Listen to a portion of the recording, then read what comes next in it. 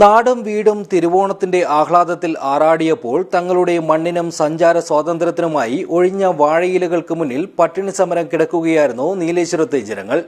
ദേശീയപാത വികസനത്തിന്റെ പേരിൽ കാലങ്ങളായി അനുഭവിക്കുന്ന നീതി നിഷേധത്തിനെതിരെയാണ് ജനകീയ സമരസമിതി തിരുവോണ ദിനത്തിൽ ഉപവാസ സമരം സംഘടിപ്പിച്ചത്. ദിസ് ന്യൂസ് സ്പോൺസർഡ് ബൈ ഇന്ന് തന്നെ അടുത്തുള്ള ഷോറൂം സന്ദർശിക്കൂ. ആഘോഷങ്ങളല്ല ഒരു നാടിന്റെ ഭാവിയും നിലനിൽപ്പുമാണ് വലുതെന്ന ഉറച്ച പ്രഖ്യാപനവുമായാണ് ജനകീയ സമരസമിതി നേതാക്കൾ ഒഴിഞ്ഞ വാഴയിലേക്ക് മുന്നിൽ ഉപവാസമിരുന്നത്. തിരുവോണ ദിനത്തിൽ നടന്ന ഉപവാസ സമരം ഭരണാധികാരികളുടെ കണ്ണു തുറപ്പിക്കുന്ന ജനകീയ മുന്നേറ്റമായി മാറി. സാമൂഹ്യ രാഷ്ട്രീയ പ്രവർത്തകരായ പത്മരാജൻ ഐങ്ങോത്ത്, മഹമ്മൂദ് കൊട്ടായി എന്നിവർ സമരത്തിന് ഐക്യദാർഢ്യം പ്രഖ്യാപിച്ച് അഭിവാദ്യങ്ങൾ അർപ്പിച്ച് സംസാരിച്ചു.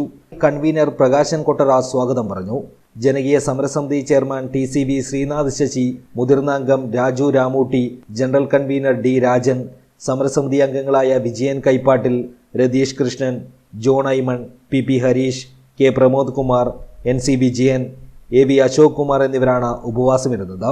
നീലേശ്വരത്തെ നെടുകെ വെട്ടിമുറിക്കുന്ന അശാസ്ത്രീയ നിർമ്മാണങ്ങൾ ഉപേക്ഷിച്ച് നഗരത്തിന്റെ സ്വാഭാവിക ഘടന കാത്തുസൂക്ഷിക്കാൻ തൂണുകളോടുകൂടിയ ആകാശപാത ഉടൻ അനുവദിക്കുക, ദേശീയപാത അതോറിറ്റിയുടെ ഉന്നതതല സാങ്കേതിക സംഘം അടിയന്തരമായി നീലേശ്വരം നേരിട്ട് സന്ദർശിച്ച് യാഥാർത്ഥ്യം പഠിക്കുക, ജനങ്ങളുടെ ജീവൻ മരണ പോരാട്ടത്തെ അവഗണിക്കുന്ന സമീപനം അധികൃതർ അവസാനിപ്പിക്കുക എന്നീ മുദ്രാവാക്യങ്ങളാണ് സമരസമിതി പ്രവർത്തകർ ഉന്നയിച്ചത്.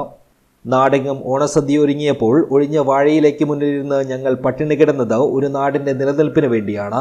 ഞങ്ങളുടെ സഞ്ചാര സ്വാതന്ത്ര്യം കവർന്നെടുത്ത് മുന്നോട്ടു പോകാമെന്ന് ആരും കരുതേണ്ട. ആവശ്യങ്ങൾ അംഗീകരിക്കും വരെ ജനകീയ പോരാട്ടം കൂടുതൽ ശക്തമായ രൂപങ്ങളിൽ തുടരുമെന്നും ജനകീയ സമരസമിതി അറിയിച്ചു. News bureau, Nileshwar.